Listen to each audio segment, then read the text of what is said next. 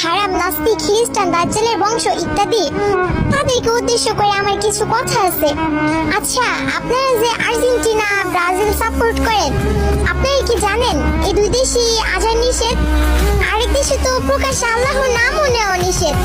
আর যেখানে বিটিএস এর সদস্যরা আজানের সময় কনসার্ট বন্ধ করে দেয়, তাদের কনসার্টে মুসলিম আর্মিদের নামাজের ব্যবস্থা করে দেয়, মিটআপের সময় মুসলিম ফ্যানদের গায়ে টাচ করে না, অপবিত্র হবে এর জন্য। হতে পারে তারা অন্য ধর্মের, কিন্তু সবাইকে সম্মান করতে জানে, যা সবাই পারে না।